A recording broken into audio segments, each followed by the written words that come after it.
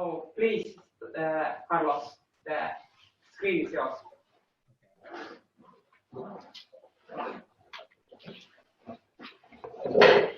You see my screen? Yes.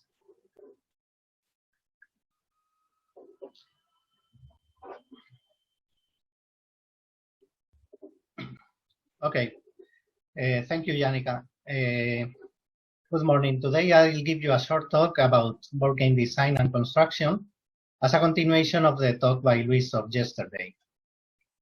You may remember this slide from Luis' presentation, in which he went quickly through a number of steps for the design of an activity with robots. And in this presentation, I will focus on step 5, specifying game mechanics. Let's start with an open question. How many different board games you know? Can you name up to 20 different games? Probably you know all or most of the games in this picture, and you might even have a shelf in your own home with all these games. This could be the typical shelf of games in any house. And here you see my own collection of board games. Here I have nearly 300 different games. Do you think this is a big collection or not? Am I close to complete my collection with all different board games in the world? Well, of course not. I am very far to have all games, and my collection is not especially huge. If you want a number, you can go to boardgamegeek.com, which holds the biggest online community of board game players and designers, and they maintain a database with all board games, and currently they have more than 100,000 different board games registered. But are all those games really different? We can group games into categories such as party games, word games, collectible games, and within each category, there are a number of different games. What are the differences? First, you can find games with different themes: horror, science fiction, specific moments in history. We can also make a difference between base games and expansions. For example, you can have a card game and you could buy more cards. These additional cards are an expansion to the original card game. Is the expansion a different game or not? Then we have the differences in construction and components. You may have games made of wood, cardboard, plastic.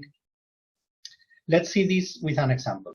Would you say that these three games are different or the same? We have the Lord of the Rings Monopoly, Elvis Monopoly, and Cat Lovers Monopoly. Actually, the game is the same, but they just show different pictures in the board and some different components. Here's another example. We have these two versions of chess. The first one is the cheapest I could find with a paper board and cheap plastic pieces. And the second one is a luxury chess set with a wooden table, metallic pieces. Are these different games or are they the same? These are open questions, but we can say for sure that what really makes a difference between games is the set of mechanics. Game mechanics can be defined as the means of interaction between the player and the game elements, trying to influence the game state towards the attainment of a goal. So game mechanics define how the play progresses, what and when happens, and which conditions determine victory or defeat.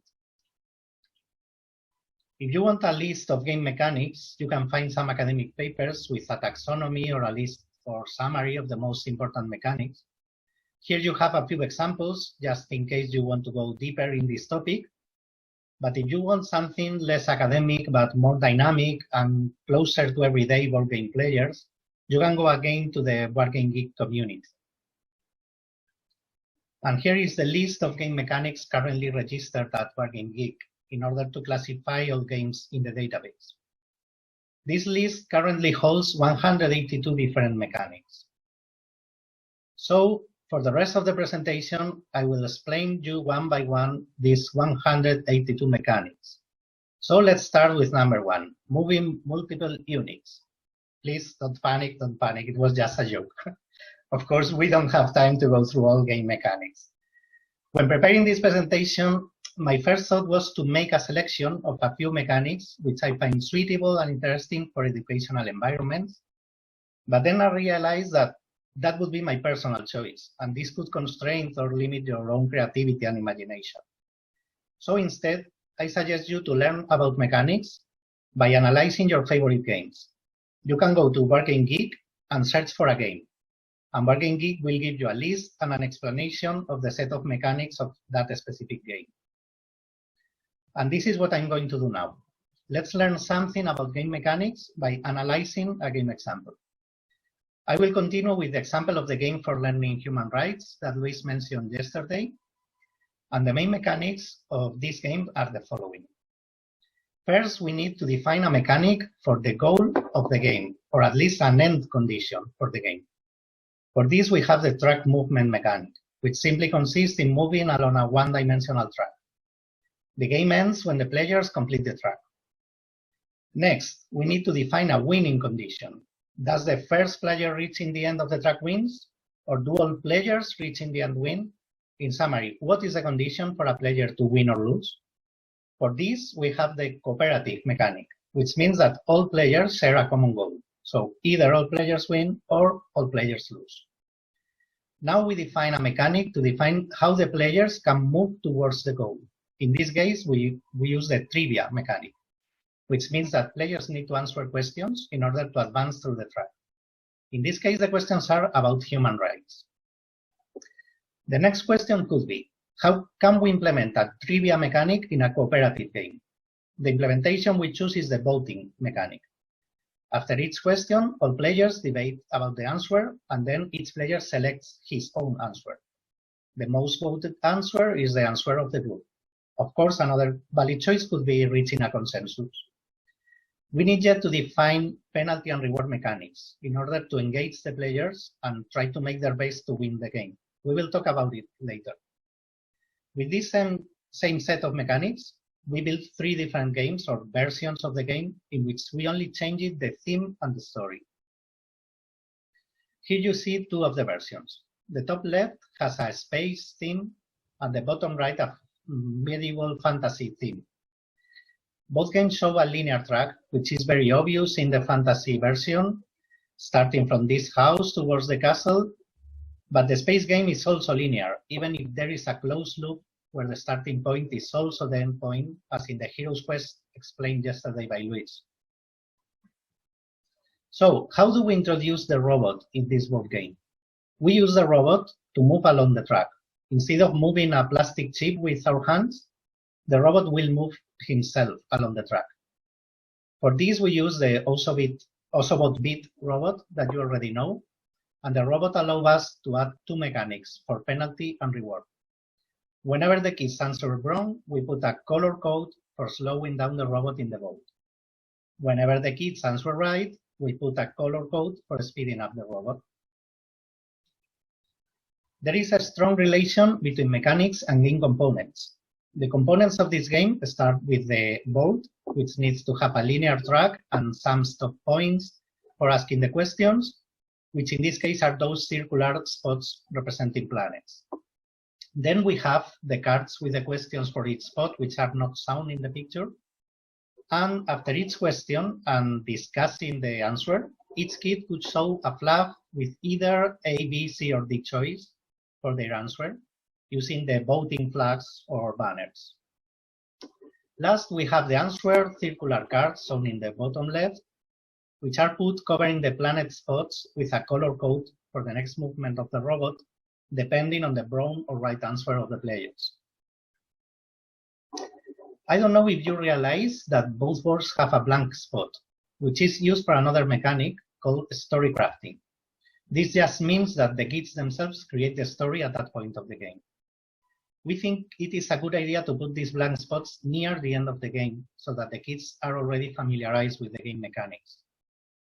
You can leave them any freedom you want. In this case, we gave them complete freedom, and they even didn't need to put a color code for the robot, just thinking a part of the story related with human rights and making a nice drawing.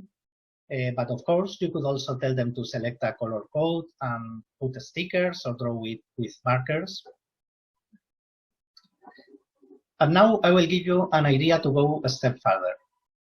I propose a new mechanic for the fantasy version of the game, which I call potions and curses. Of course, you can rename it depending on the theme. For example, for a space game, potions could be wormholes and so on. This idea introduces lag mechanics into the game. You may know some typical components used traditionally in games to introduce lag, such as using dice, drawing cards, drawing tokens from above. In our case, we use the robot itself as a lag mechanic. This is thanks to the fact that the default behavior of Osobot bit is that when it finds a crossroad, it randomly selects the branch or road to follow.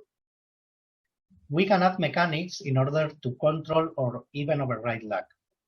First, we have the cures mechanic, which is a new type of penalty consisting of placing a color code to choose a bad branch in the crossroad whenever the players choose a wrong answer. The potion mechanic is not exactly the same but applied to reward. Instead, this is a type of what is called a push your luck mechanic. Push your luck mechanics consists in giving the players some control over luck, so that they gain the power of overriding luck at specific moments. In practice, it means that when they choose a right answer, instead of putting a color code in the track, we give the player a potion card. This card has a color code for moving the robot along the best branch of the crossroads. But the interesting thing is that players can choose to keep the card and use it at any future moment. Let's see an example. We are at spot A and we are facing a crossroad with 3 branches going to spots B, C, and D. Spot D contains some reinforcement lesson, especially useful for kids which are answering wrong.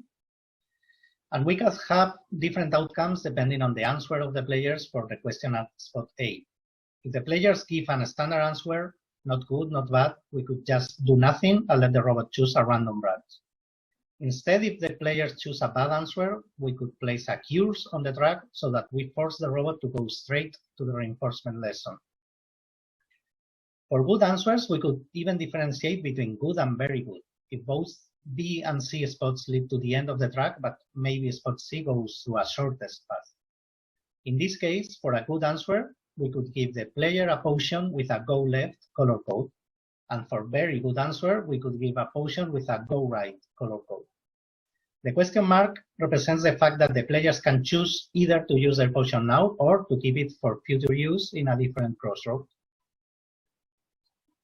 From this basic idea, you can build a graph of your game with the different spots and branches. You can place spots where you could keep courses or keep potions, spots for reinforcement lessons, or spots for story crafting.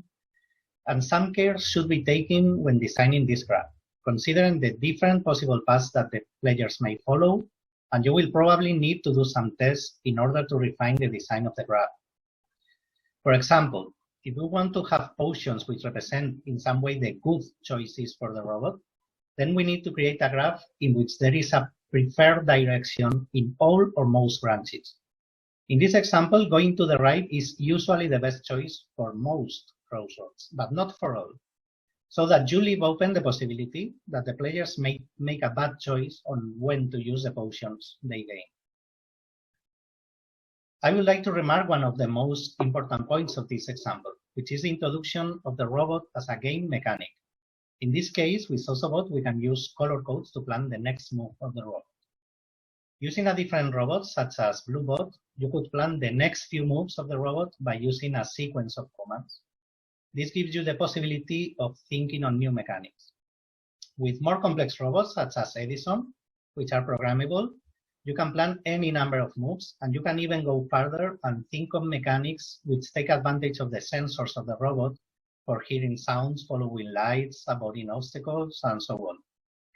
An interesting point is that some of these mechanics already exist in board games, even before introducing robots, by simulating robot programming by the players themselves. If you have interest, you can search for these 2 games as an example, Robot Rally and Space Alert. A few words about building or construction of your game. You first need to think of which components you will use, dice, cards, token. Here I saw an example of a different way of thinking about components. This is a game I have designed and which is free for print and play at Working Geek. This is not intended for kids, but it might be useful for you to learn programming skills. And the detail I want to show you about this game is that we use dice, but we don't use them for a luck mechanic. Instead, we use dice as counters for placing numbers in the board. There are also many choices for building the board, from classical board to magnetic games, boards on a screen. In the next days, Elena and Jose will show you some examples of these, but I will end my presentation with a few words about 3D games design. 3D printers are another example of a technology that you may even have at your school and that very often is underused, or maybe you absolutely don't know what to do with it.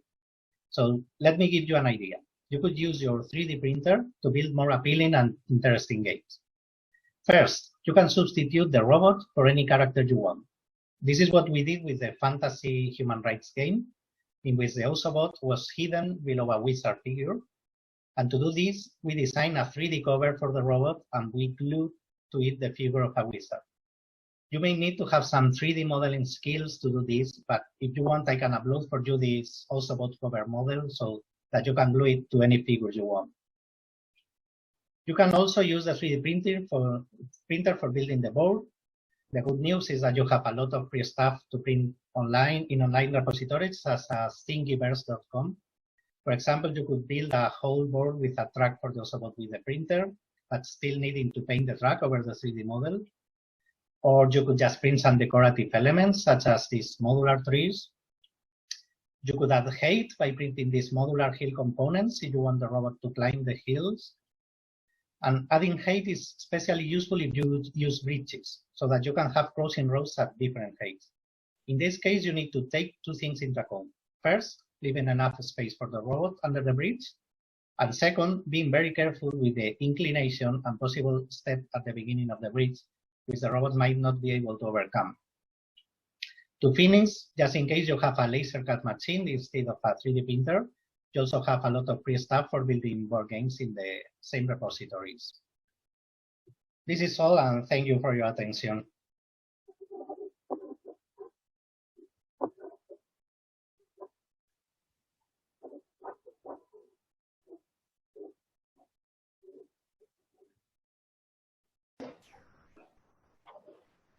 Thank you, Carlos. That's my name, Gabriel? Yes, okay. So it was a really great presentation, and as I promised that you will have like 100 slides more. So most likely we don't have questions right now, but feel free to use the possibility to post the questions during our whole training day. So people online, it's very easy for you. You can post it directly in the chat, but you are here in EduSpace or EduAla, you just can and go to our computer and then we can type it in.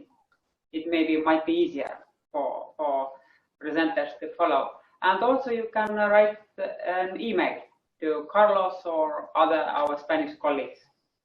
So yeah, but most likely we are astonished about this information and about game mechanics because nothing is same after your presentation, I would say.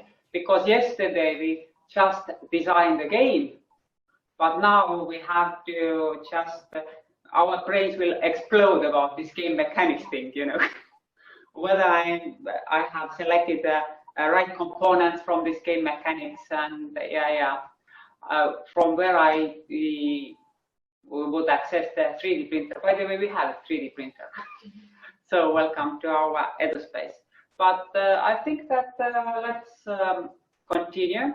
And although I wrote here that our main topic today will be remote controlled robots, I would still like to teach you something, yeah, although it seems boring. So every day I'm going to talk a little bit more about robots. So what makes one electronic toy robot? Do you know it? What's the difference between electronic toy and educational robot? You are muted, so you can assume anything. It's a rhetorical question anyways. So actually, robots have some senses, and we call these senses sensors. So usually robots are able to sense something. And please think about the Ozobot robot. What did the Ozobot robot do yesterday? It was able to see the line, yes. So it means that somewhere the robot has sensors, color sensors or something. So I want you to learn the word sensor. Yeah. So sensor means that the robot has some sense. And when you are going to buy any educational robot, the first thing you should look at how many sensors does the robot have. Because depending on the number of sensors, you can create different games, different designs, and the robot is much more interesting when it has more sensors. But you also should know, I'm going to write two more words. One word is input, and actually the input is almost equal to the sensor. So input means that robot takes something in from environment, like Ozobot yesterday. It took the information about the line. And you remember, it even changed the color of the leg based on the color of the line. So beside the input, we have also some outputs for outputs. Yeah. So output is everything the robot is able to show you. So remember from yesterday, the Ozobot was able to move. It's also output. It was able to move. It had motors. And also the robot was able to show the leg. Yeah, that's all. So like one input, two outputs. Yes. Now, today we are going to talk about this robot called Edison. And Edison Robot is famous of having a huge amount of inputs and outputs. And actually, it has even more sensors than some robots 10 times more expensive. So now it's the question, why anybody should buy the robot 10 times more expensive. So for everything, there is a, some price. And I would say that the Edison robot is not 100% foolproof. So it has kind of tricky nature or something. So don't get mad if the robot doesn't do precisely what you want them to do. And also, yeah, be patient.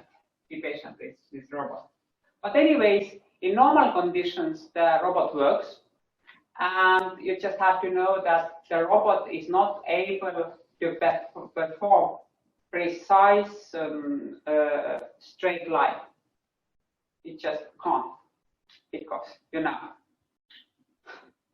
the motor mechanism is not so precise. It can't be, if you can just take these wheels off and you can replace them with any other Lego brick. Okay. Now, one more thing I want to write down before we move further is it's a really, I would say, fancy feature, but you are going to discover the fancy feature when going to the product pages of almost all robots, and it's called Lego compatibility. So, whether you can use Lego bricks. Sorry, now I reached to one more word you have to learn. So you can really roughly divide these robots also whether they are compact robots, or whether you can construct them. Yeah.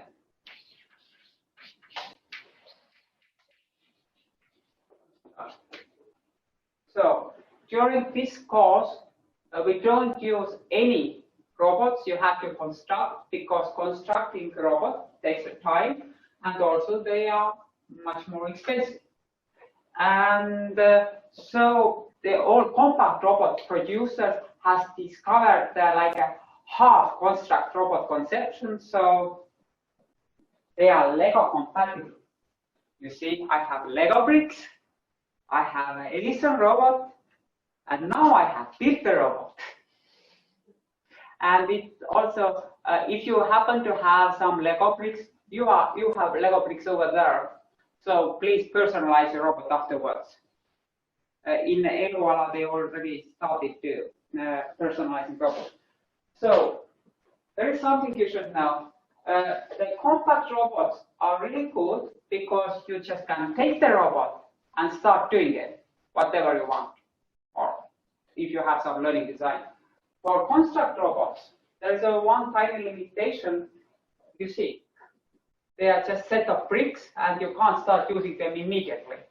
Of course, it's really challenging for boys and for some girls to build really cool robots, as you saw yesterday. One small boy built a really cool helicopter. But yeah, I would say that shortest time you can build a meaningful model is like 20 minutes, sometimes even an hour, sometimes even over an hour. So you just have to know it. I recommend construct robots, but then it goes more to this direction, as Luis told yesterday: steam, mechatronics, mechanics, building robots. It's something different than we try to teach language, for example, or when we try to teach math. We can't say that when constructing robots, we already teach math, because you have to count the stats here.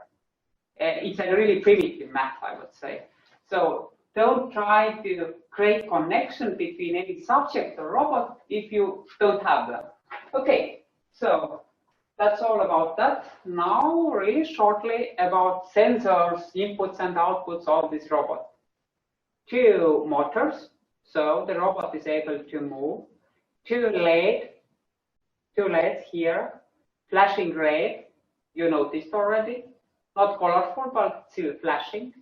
So this robot is able to make sound, beeps, or even you can write a melody for this robot. 1 octave or 2 octaves, still you can write something. It's really ugly, but we can try it out on Thursday. Okay, and now about one more output. The robot is able to send out infrared signal. We are not going to use it here, but when you are going to programming it in an advanced mode, you are going to use it. And now I got these sensors or inputs, because we are going to use pre-programmed features of these sensors. So the robot is able to hear the quality of its ears is awful, but still something. So you can clap, or if it doesn't hear a clapping, then you can knock on that. So it's the first sense. The second sense, the robot is able to see, and actually it has one eye here, another eye here. So brightness, darkness, yes, and it has also one eye here. So with this eye, the robot is able to follow the line, or see the line, or to be honest, to see the brightness or darkness of the surface. When you just take out the Autobot, you see that Autobot has like plenty of eyes. And that's the reason the Autobot is able to see colors. This robot sees only whether there is somehow black and somehow white. All robots who have ability to see are really light sensitive. And we didn't use calibration yesterday with Autobot robot, but in real life you need to do this calibration to tell the eyes of the robot how dark or how bright is in that room. But with Edison it's more critical, because I can't say that Edison is half blind, but as it has only one eye, you should be really careful of the light. So really bright light and Edison doesn't work. I mean this eye. Or really dark light and Edison also doesn't work. And what does it mean it doesn't work? it doesn't see whether the barcode or it doesn't see it live. So just be patient and choose the right brightness. Okay. Anything else? It has also the obstacle detection mode. So it has here 2 obstacle sensors. So it will understand when it hits something or when it sees something. Right now it optimized for hit. So it doesn't sense it from like a 10 meters or something. It has to hit the object. And now moving to these features of prayer programming. We wanted to show it still. You please take this paper of this with this barcode. You see, to activate some pre-programmed feature of this robot, you have to know the meaning behind this code. And I really quickly tell what is going to happen. When you activate the clap control driving, and when you activate the program, then the robot will expect 1 or 2 claps, and then it will drive forward or it will take a turn. The second one, line tracking, when you activate this code, then it stays for the life alone. Guess it's not. And it's one tiny trick with this robot. Remember, the cheapest, yes. So when you are going to use this code, you have to put the only eye of this robot to the left compared to the black line. Otherwise, it will just make circles, and then it will start following. Okay, anything else here? Avoid obstacles. Avoid obstacles mean that when you activate the program, you just have it starts driving forward, and when it meets the obstacle, it will make a turn and start until the next obstacle. Bouncing borders means that you have to find a border, and then you put the robot inside the border, and then the robot will use this eye again, and when it sees black line, then it will turn and then continue until the next black line. Okay, and we have sumo. Sumo wrestling is a quite good one. For that we need a sumo circle, and we need 2 Edisons. Yes, I'm explaining what does it mean, this sound PPP. And then you put these 2 robots into the circle, and then they start fighting, you know. Using this obstacle sensing and also using this one poor eye for understanding that you shouldn't go outside of the border. So these all are pre-programmed features, and there is one more, because we promised to talk also about the remote controlled robots. So this paper has codes for activating the remote controlling. For that, you need only these codes and just one remote control. The television remote control is quite good, but you can just take any of them. And then you can connect with the help of these codes just your Edison and just the remote control. And also you can pre-program many of Edison's to act when one remote control is clicked. You can try it out. So you can do like a synchronized dancing or something. So you just have to connect all these Edisons to one remote control. How to activate the programs? It's really simple. Okay, it's not so simple for the first time, because for Edison Robot there is nothing intuitive. When you have this like really expensive robot, so you can say, I can see the robot and I understand everything. So it's not the case with Edison. So first you have to click the power the robot on, and then you have to see that these LEDs are flashing. Yes, they have to flash. If they don't flash, please click on the rectangle, yes, and it has start flashing. If it doesn't start flashing, then just switch the robot off and on. And when the robot makes this funny sound, it means that it decided to save the battery life.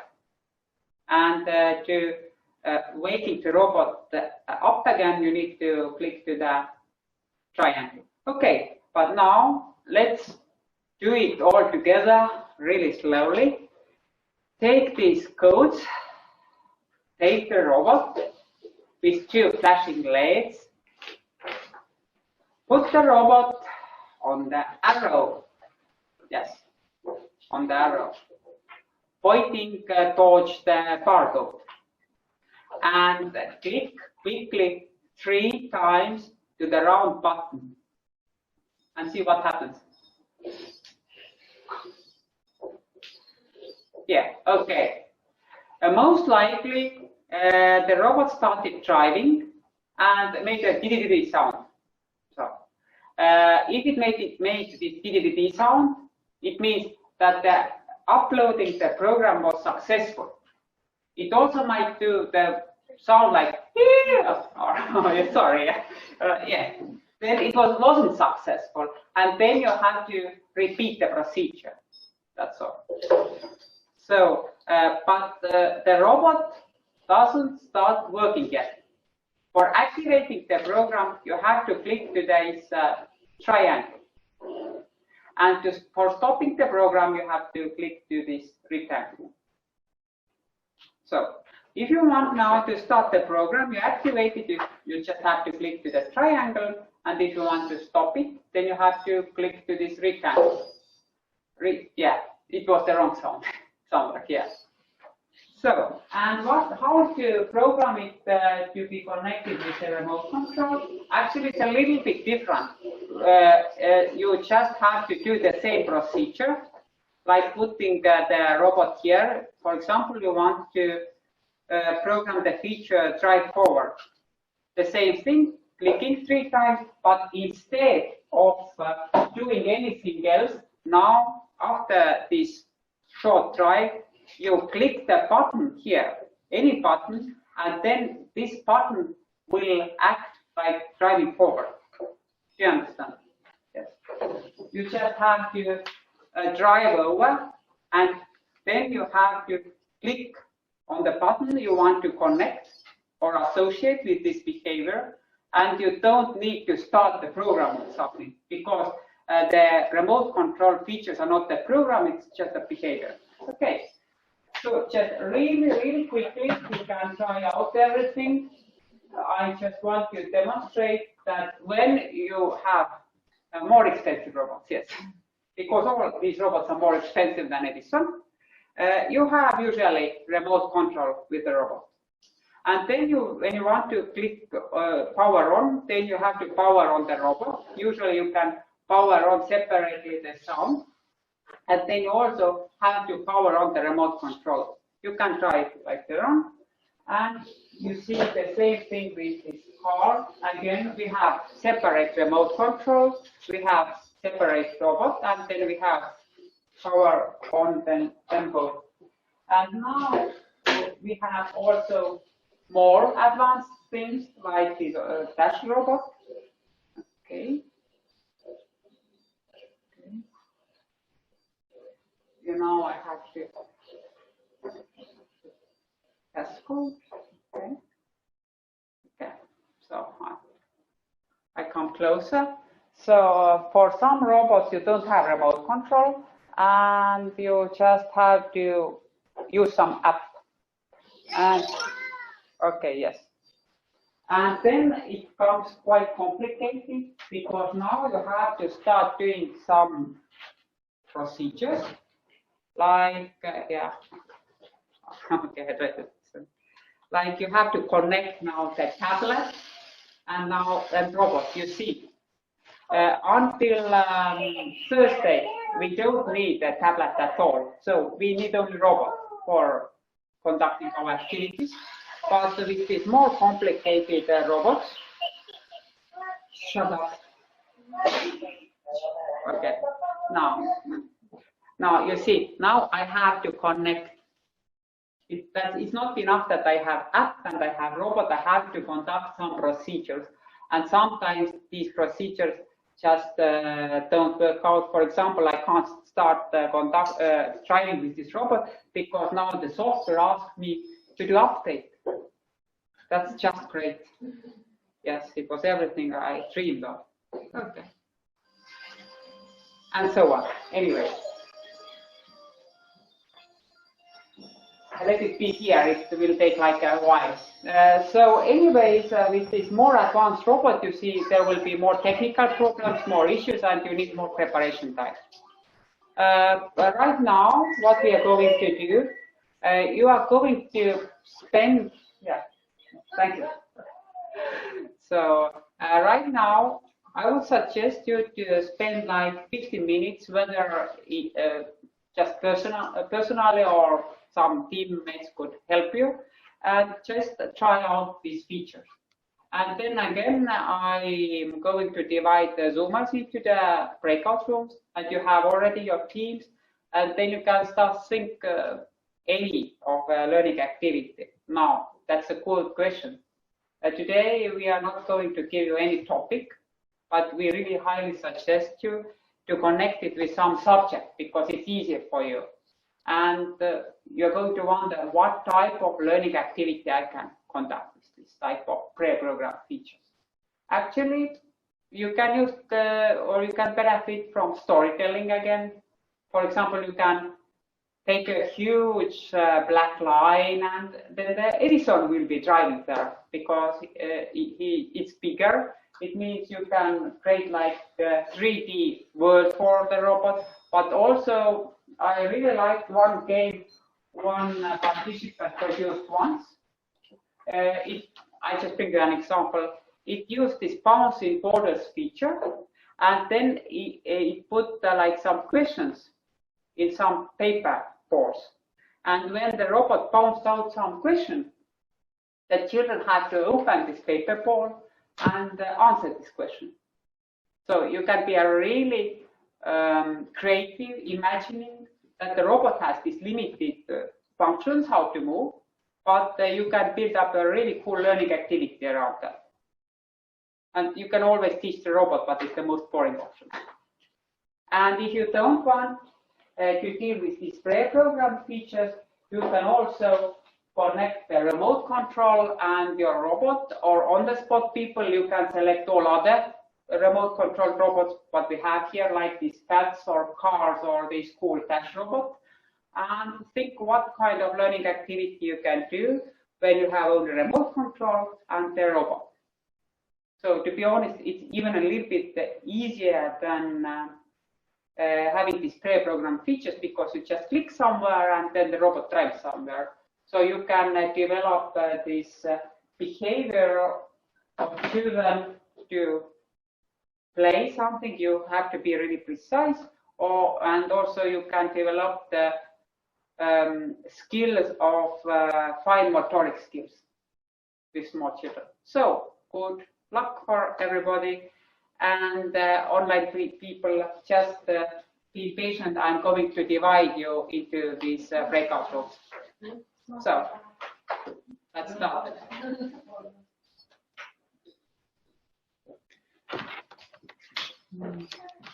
Ma lähen oma helisse tagasi.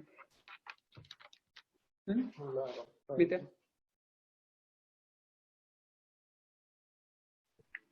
And we have some advice from another group. They told us that this one is a bit small, so maybe we can do it on the floor, and then maybe we can change the topic of it, and then we can do competition for this game. Yes. And then they had this good idea that when we have a maze, then use the follow the light. Yes, follow the light code, and it just get your Edison out of the maze in the dark room. And maybe just for the smaller kids, remove the borders and they can just go to the fruits or whichever vegetable there is or picture, and then talk about it. So that's about it. Okay, thank you. And now let's move to the breakout room 2. You had quite interesting experience I saw in the elevator forum, discussing with children. Aneska, Louise, and Sigrid.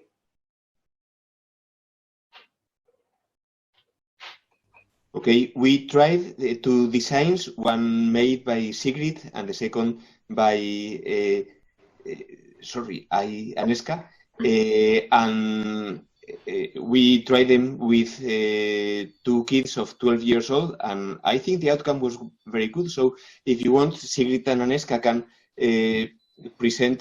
talk about what they did, and then later on the kids will also tell their feedback. So Sigrid, do you want? Yeah. So the first idea was that each player draws a picture and they don't show it to each other, so they are different. And then they place the picture on the floor, and with the Edison, they also follow the light, and the first one starts to tell a story and then stops and decides which player is next with the torch and Edison, and follows the Edison to the next person. And then everybody tries to combine a whole story, and then with the finish. And they did it very well. Okay, thank you. And the second one was mathematical, with mathematical examples. They were on the floor. It was the same principle. They were following the flash with Edison, and they could choose which one they want to solve. So they stop at the mathematical example, and then they solve it, and then put the flash another kid, and another kid could choose another example to solve. How did you feel to lead these children via Zoom? Was it really challenging, or how did you handle it? Explaining the learning design through Zoom, and we had this language barrier. And Sergey helped us to translate it to Estonian language. It was okay. Yeah. I liked the 2 activities, and I think the good thing about them is that they were very general. For example, the one about maths could be used for any age kids. The only thing you have to do is change a little bit of the question. You could go up to logarithms and integrals and things very complicated, but I think it was good. And also, kids could also think about their own variation of the game and test them. For example, with their younger brothers and sisters and things like that. I really like them both a lot. Thank you. Thank you, breakout room number 2. And now let's move to the breakout room number 3. Kertu, Minna, and Sandy. Okay, we had the idea which had also remote control needed. The first one was, let me see if I can share it. Like the ones there are fruits and vegetables. Depends on the topic. You have to choose whether to direct your Edison to a fruit or to a vegetable. You can also use the flashlight, but we did it with a remote control. Also, the main idea is that the teacher will get the blank mat. So it depends on the teacher's topic and subject, whether to put here names, pictures, scramble the letters, scramble the words, rules, whatever. It's up to the teacher, but the main idea is that the mat is empty and the teacher is the one who fills it with the topic. Also, Sandy had also the two interesting ideas. She will share her idea. Actually, I use the same things, but with different theme. I found some photo on the internet. One of it is the zoo, which we can ask the children, for example, oh, please go to the monkey, then they will have a competition to see who is the fastest one to go to the right animal. And the another one is there will be 26 empty boxes here, and we will put the letters on the empty box, and we can ask the student to spell the words. And we'd also be, the thought was that during the parent and teacher conference, the teacher can give the parents options to choose from, how she or he sees its kid, and use the remote to the Edison to move to the adjectives given to the parent to choose from. So like teacher gives opportunity to do that. My kid is very lazy, or my kid is very active, so how the parent sees his or her kids. So that's thank you, and I have one more question to Gerto. Do you think, is it hypothetically possible that the kindergarten will send robots to homes, and you as a teacher will give some instructions how to play with robots through Zoom or in any other channel, and the parent can supervise the child at home? Is it possible, or is it just a fantasy? No, it's very possible because it's easy, and I have a little opera singer right here. He was the 2-year-old of mine was very eager to learn. He played it with the remote because it was easy to push the buttons, and it was very fun for him. But as a teacher, I think if a parent wants to be more attentive and wants to help his or her child, he or she will do anything to help. Okay, thank you. And now let's move to the Eluala. Eluala, you have 3 presentations there. And please, let's start with Eluala 1. We are the first. So our game is integrated with follow the torch mode. Edison has to follow the torch, and the torch is pointed at to a question. So all the questions can be answered by kids. They can make up the questions. They can also drive around the corner. You can use different nodes. You start here, you finish with the 9th, but okay. And the topic is the light. So one of the questions is like, name some objects what can produce light. So we integrated the topic with the torch. And you can use it in a dark room or dim room. That makes it a bit more interesting, because usually these kind of things don't take place in the darker room. And later on, the kids can do a poster like this by themselves. Please add something. Võime lugeda. Need soovitused. Jah, soovitused, jah.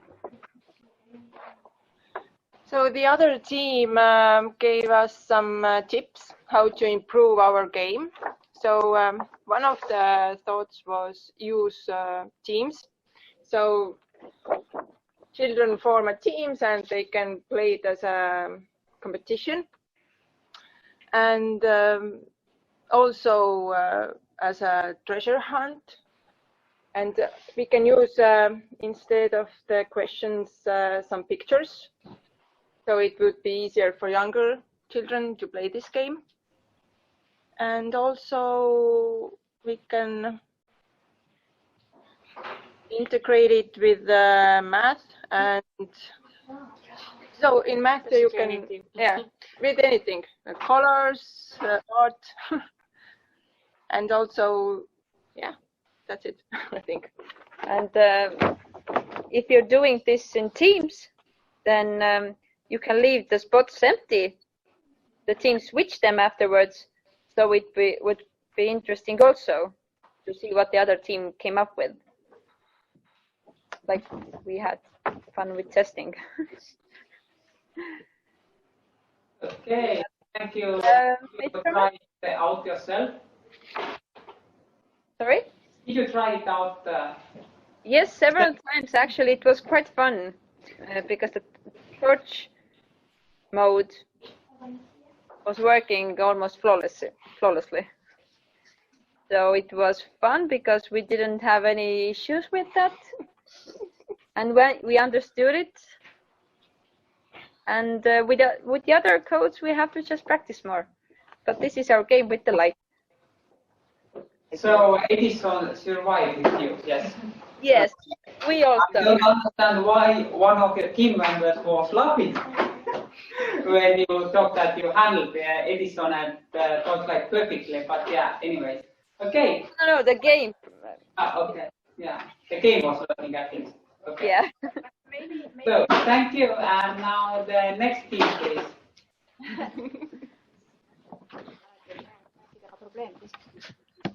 There? Please come here. Or maybe.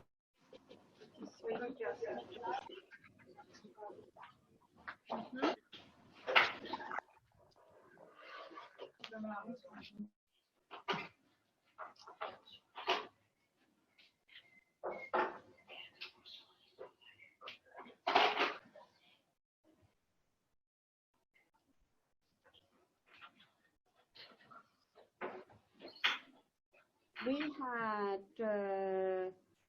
also follow light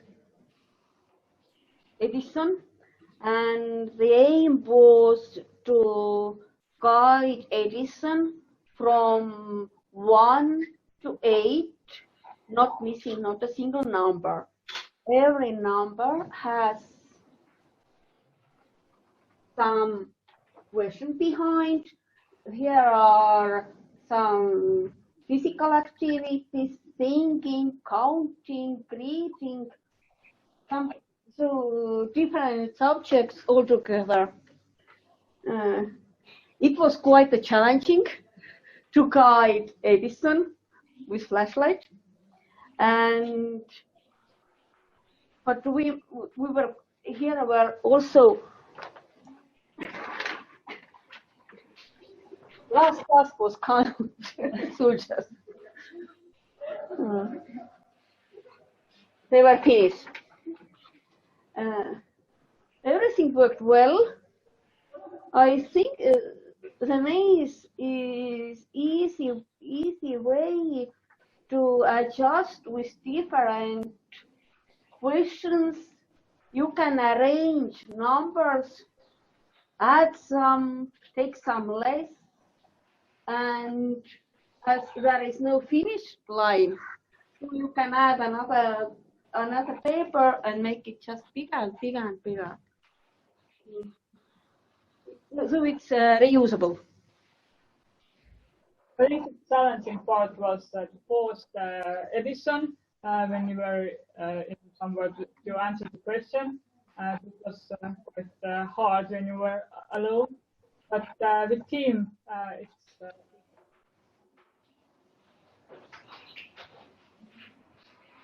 Okay, thank you, and I have a question. And the question is about these questions. How did you decide which type of questions to ask, or are these questions really age sensitive, or? It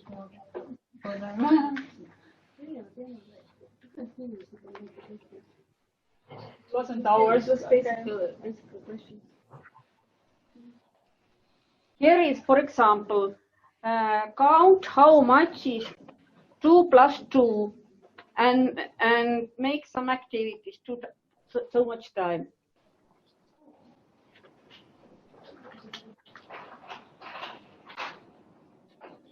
What figure is on a picture? Make this figure with your friends.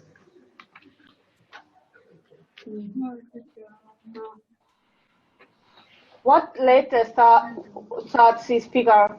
So they are quite simple. These are for kindergarten. But in school you can just add some difficulty. Okay, thank you so much. And now we have one more team left in Eluala.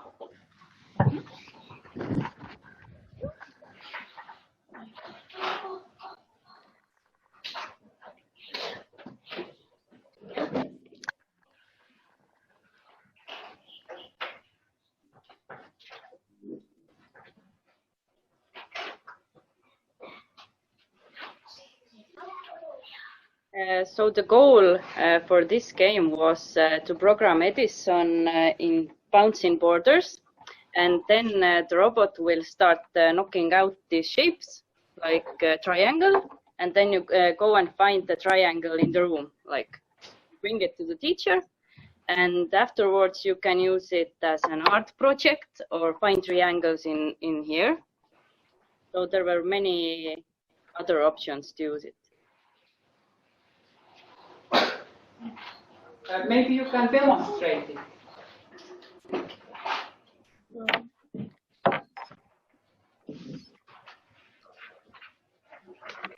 Why it's so Oh, yeah. The Edison also had a pencil on it, so it drew these lines. Then you can use it afterwards in art class or something. Yes, yes. Okay. Can you demonstrate it?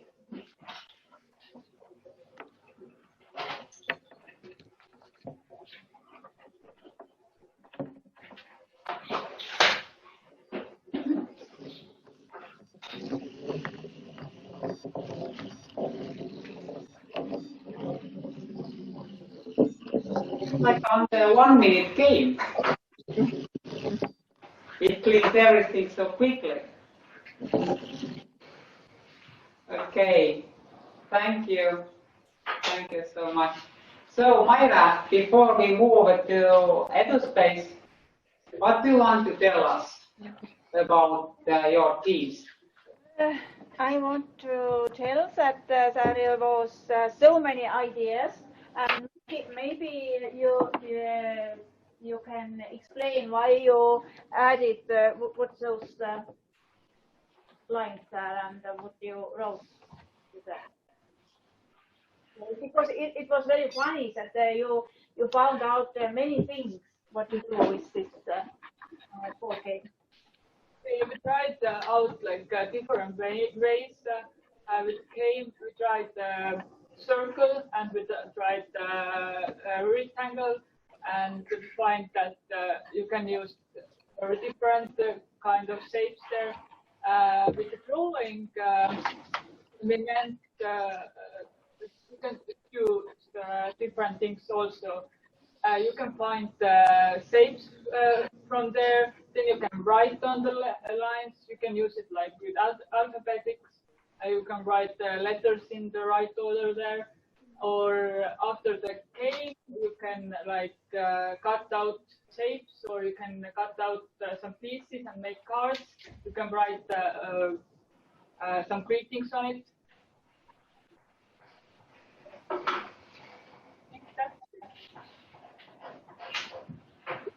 Okay.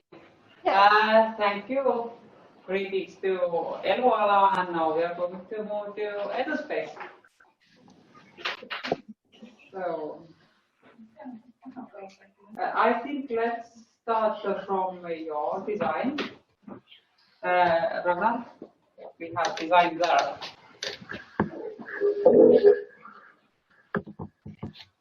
Can we also use the zoom function?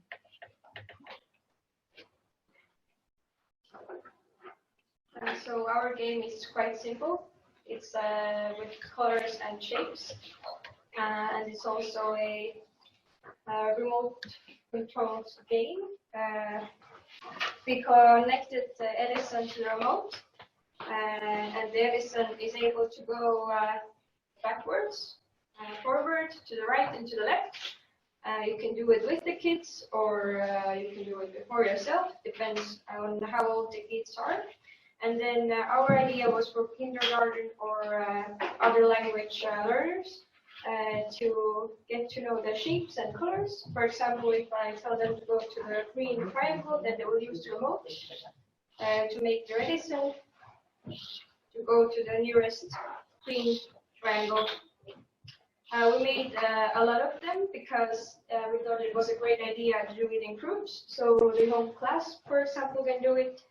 And right now it's an example, so the shapes are smaller, but we also would have liked to integrate like other colored circles, for example, so that if the children knows the colors but doesn't know the shapes, then they can't just use one of the words. If, for example, I say the green triangle, he knows what the triangle looks like, but doesn't know the color, then he can't use that. Yeah, and also we thought it can be used in older grades, for example, even 5th grade. You can find the surface area of these objects here, or the shapes. And yeah, but in 5th grade, they would connect it to the remote themselves. Then. Yeah, that was our idea. Okay, thank you. And now let's take a look here. And we are going to start with quite playful design. We also tried out with children. So please come here and let's see what is going on.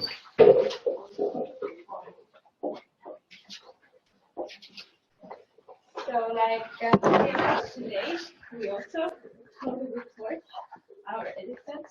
So idea was for kindergarten kids starting from 2 years old, the basic maths and colors. So the idea was to make the room really dark, so it would be interesting. And the teacher pre-programs the Edison to follow the torch.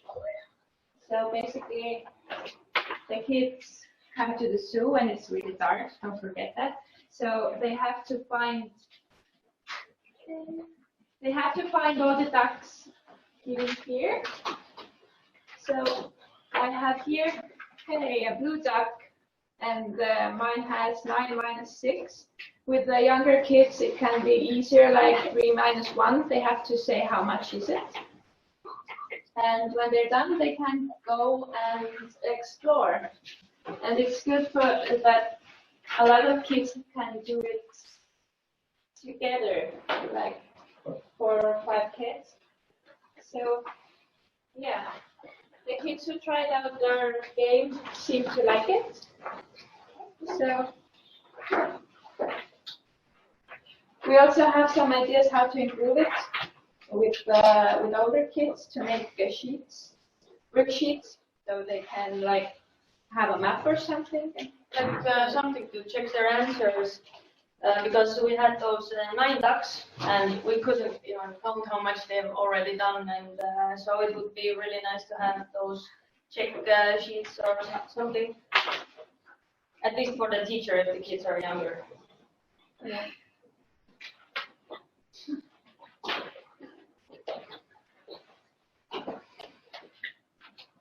Okay, thank you. And now maybe we should ask our testers.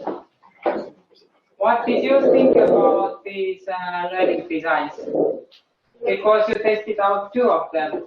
Do you want to start from older kids who tested the Bregatum 2? I think Louise had a question about shall we recommend it to our younger sisters and brothers? If I'm not mistaken. Teie vanemad lubaks, et te soovitaksite seda mängu ka oma noorematele õdedele, vendadele. See, mis meie tegime. Meil oli see loojutustamine ja siis see matemaatika.